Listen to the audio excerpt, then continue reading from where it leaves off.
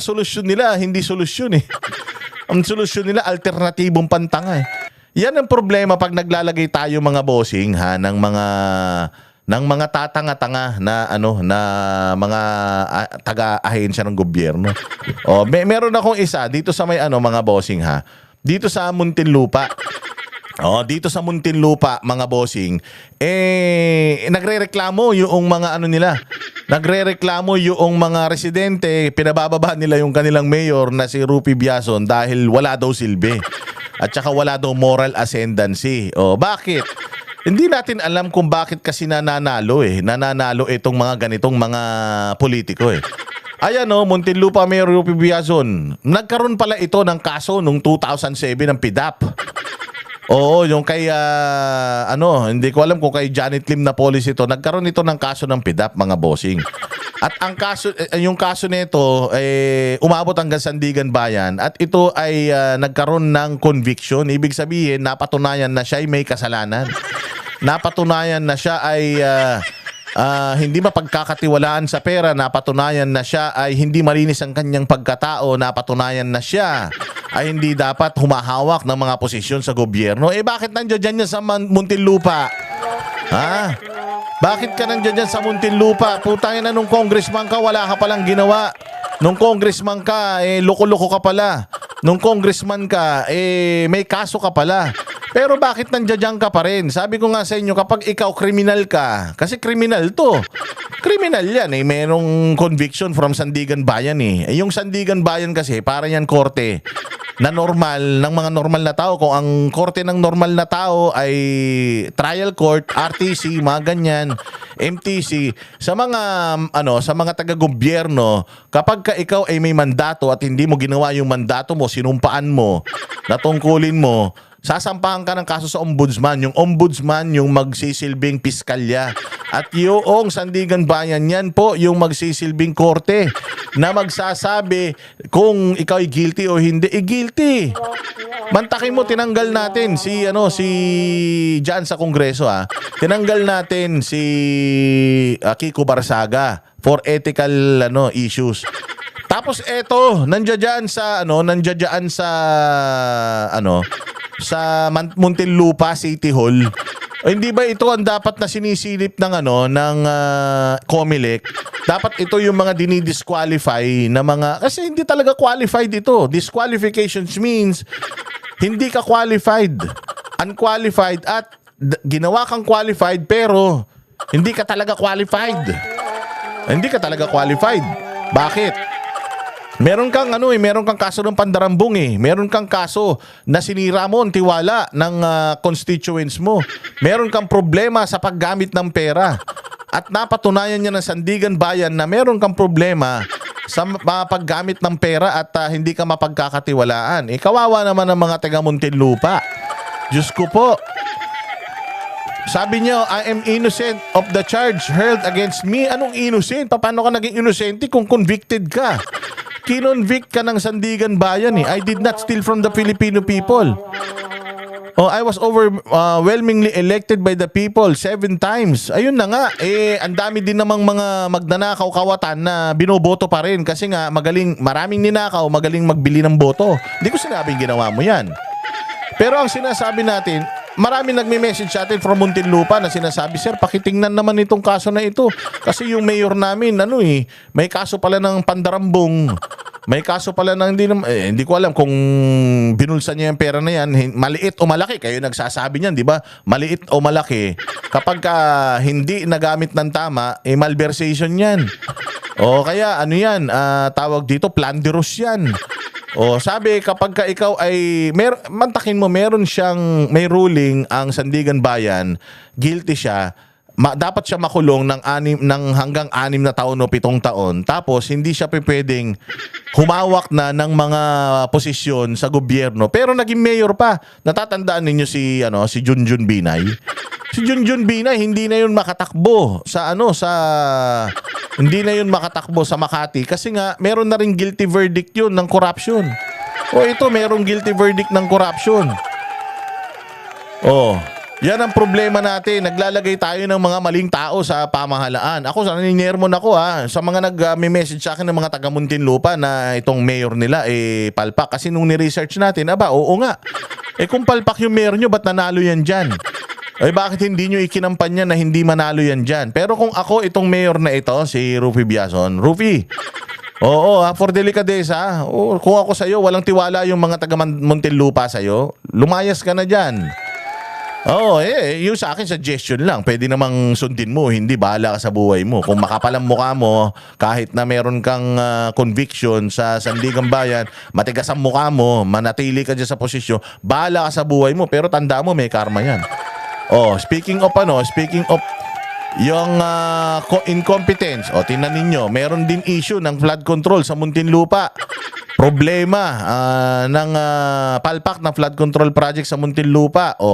Overpriced na nga, hindi pa mapakinabangan. Yan umano ang estado ng isang flood control project at kalsada sa bahagi ng Laguna Lake sa Muntinlupa City. Ang detalye sa exclusive agenda report ni Joash Malimbay. October 27 nang isiwalat ng Department of Environment and Natural Resources ang ilan sa mga umano'y maanumalyang flood control projects na namonitor ng ahensya. Isang halimbawa rito ni DENR Undersecretary Carlos David ay ang tila overpriced na mga proyekto na umaabot sa kalahating milyong piso bawat metro ang presyo. And when you compute for the length versus the total amount, for example, the 99 million pin over there should stop at the next pin, which is 98.5 million. That length is only 200 meters, which means that the dike has a unit linear cost of about 500,000 per linear meter. Sa patuloy ng pagsusuri ng Billionaire News Channel, natagpuan namin ang isang flood control project na ito along Laguna Lake sa Muntinlupa City. Nahahati sa 5 kontrata ang 3-part project na hawak lahat ng EF Chua Construction. Ang halaga nito aabot sa 407.4 million pesos. Sinukat namin ang proyekto sa Google Earth matapos i-verify mismo sa DPWH ang exact starting and ending points nito. Ang unang bahagi ng proyekto matatagpuan sa magkabilang gilid ng Alabang River na palabas sa Laguna Lake. Nasa approximately 140 meters ang haba ng magkabilang gilid na parehong mayroong sheet piles. Ang dulong bahagi nito, kapansin-pansin na tila hindi tinapos at walang nakalagay na pile caps o yung... Bakit natin to tinatouch? Kasi Muntinlupa. Kapag ang namumuno sa isang probinsya, walang pakialam. Walang pakialam talaga. Imagine mo, may conviction ka na tapos tumakbo ka pa na mayor. So, ibig sabihin, para sa akin, incompetent to. Itong mayor na ito dahil, meron siyang kaso. Nakita ng, ating Sandigan Bayan na hindi siya fit para mag-lead. Kita mo, may mga ganitong project. Anong ginagawa ng mayor? Di ba ang nagbibigay ng permit ng mga proyektong ganito, mayor? Kaya nga, hindi ba napapansin niyo si Mayor Isko Moreno, sinisita niya yung mga congressman niya na katarantaduhan ng mga pinagagawang mga proyekto Lalong-lalo na yung mga proyekto na kailangan ng mga permits niyan. Pag naghukay yan, kailangan ng permit sa City Hall niyan. Lahat yan, alam niya ng City Hall. So, responsibilidad din ng City Hall na yung mga ganitong mga proyekto, since nagbigay sila ng permit, dapat chine-check nila tapos o hindi. Kita mo dyan sa may Muntinlupa. Kita mo, kalahati lang. Yung dulong part, wala nang mga sheet, steel sheet, something. Yung sheet, hindi mo binabaon yun Tapos nilalagyan ng simento yun para yun yung nagiging river wall. Para mag-guide mo yung tubig kung saan mo gustong dalhin. Ganun yun. Semento sa taas mismo ng sheet piles. Ayun, sheet piles. Pinaggaganong-ganon yun, pinagdidikit-dikit yun, binabaon yun malalim, tapos yung likuran nun nilalagyan ng semento para ma-reinforce siya. 300 meters naman ang sukat ng dalawang bahagi ng proyektong nakaharap sa Laguna Lake. Kung susumahin, aabot sa halos 600 linear meters ang kabuuan ng flood control project. Ibig sabihin, nagkakahalaga ng 679,000 pesos ang presyo ng 1 metro ng proyekto. Ayon pa sa kinonsultang engineer ng Billionaire News Channel, tila hindi nasa-serve ng proyekto ang full purpose nito dahil maliit na bahagi lang ng lawa ang kinatatayuan ng flood control project. Bukod sa tila pagiging overpriced, napansin din ng aming team ang isang kalsada sa kaparehong lokasyon ng flood control project. Nasa mahigit 400 meters ang haba nito. Pero tila isang road to nowhere ang aming naabutan. Mantakin mo, may kalsada. Tapos walang pupuntahan. Tain na yan. Imagine, ito yung mga klase ng mga government official that we are electing. Kaya nga natin to ipinakikita for us to stop doing this. Magrereklamo tayo na yung mga syudad natin, distrito natin, bulok. Pero boto naman tayo ng boto ng mga tao. In this case, dito sa Muntinlupa, kayong mga nagme-message sa akin, na bisit kayo sa mayor ninyo, dapat talaga kayo ang kabisitan ko, kayong mga bumoboto. Why? Nanalo itong mayor na ito, hindi nyo bina-background check. Yung mayor ninyo, merong kaso ng, actually hindi lang kaso conviction. Bagamat yung kanyang ibang mga kaso ay na-dismiss, na-convict pa din siya sa isang kaso na hindi mo siya dapat pagkatiwalaan ng serbisyo, ng pera. More so yung buong syudad, mo sa kanya. Well, maunlad ang Muntinlupa. Maayos ang Muntinlupa, pero mas uunlad pa sana kayo kapag naglagay kayo dyan ng mga matitinong tao. So ito panawagan natin sa mga taga Muntinlupa, kaysa magsumbong kayo sa amin para i-check itong itong mayor, bagamat siguro kaya kayo nagsusumbong dahil huli ng lahat. Parating na ang eleksyon, kapag tumakbo ulit ito, nasa sa inyo. Pagka binoto nyo pa ito, pag nanalo pa ulit ito, huwag na kayo magsusumbong, ha? Oo, kasi dahil mga nagme-message, sir, tingnan nyo naman yung namin, yung na problema rito sa namin, sa lugar namin, baha, yung mayor namin, walang ginagawa. Kaya naman pala, ganyan yung mga proyekto, o ganyan yung mga kalsada, papunta sa kawalan, baka pag sinundan mo yan, puta sa impyerno punta niyan. Mag-ingat kayo. Kaya nga, ina-advocate natin na mga kababayan ko, parang awa niya, gusto nyo maging maayos ang bayang Pilipinas, anuhin ninyo ang magboto kayo ng tama. Okay? Klaro tayo dyan, ha? Dyan naman kay Rufy Biazon, kung ayaw mong gawin ng maayos yung trabaho mo, lumayas ka na sa posisyon. Ngayon, kung gusto mong baguhin yung iyong trabaho, ayusin mo yung trabaho mo, di maganda, pero para sa akin, siguro, i-clear mo muna yung sarili mo sa mga kaso mo bago ka tumakbo sa mga posisyon sa gobyerno. Kayo talaga wala na ba kayo ibang pagkakitaan o alam na trabaho kundi maglingkod sa bayan? Hindi nyo naman talaga pinaglilingkuran yung bayan. Basta yun lang, ha. Ako, wag kang magagalit sa akin, ha. Nakita ko lang yung kaso mo, nakita ko lang yung conviction mo sa Sandigan Bayan. Ano ba sinabi nung Sandigan Bayan sa conviction niya? Ayan, nakalagay diyan, conviction for graft. Anti-graft found him guilty of graft. 'Di ba? Dahil sa paggamit ng PDAF. The court sentenced him to 6 to 8 years in prison and gave him perpetual disqualification from public office. Bakit nakakapagsilbi pa ito? Di ba dapat ito ang dinidisqualify ng COMELEC? Kailangan baguhin din yung style ng COMELEC, Kasi ang sinasabi nila dito, pwede pa siyang maging mayor kasi nga meron siyang parang TRO meron siyang appeal doon sa conviction niya sa Supreme Court. So hanggat walang resulta yung Supreme Court appeal niya, pwede pa siya mag-hold ng office. Dapat baguhin yan, Basta ang Sandigan Bayan nag-convict na sa'yo, wala ka na talaga dapat. Saka ka na ulit tumakbo kapag kinlear ka ng Supreme Court. Ganon.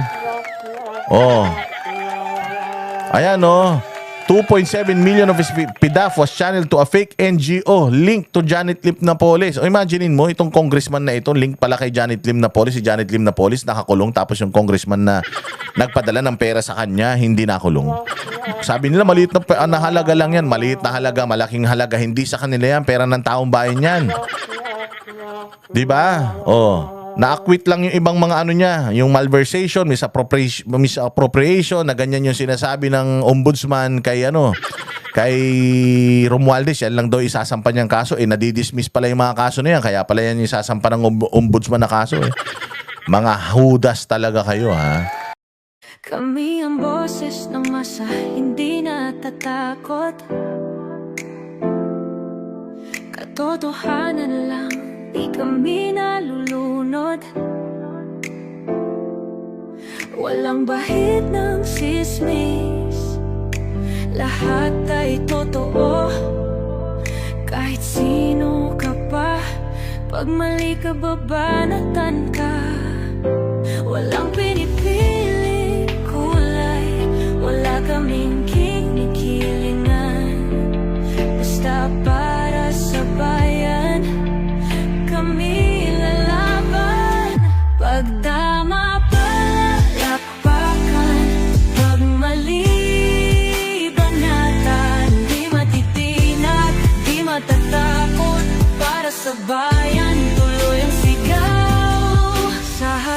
ng kamera, walang halong takot. Mga baluktot, lahat kayo'y tutok.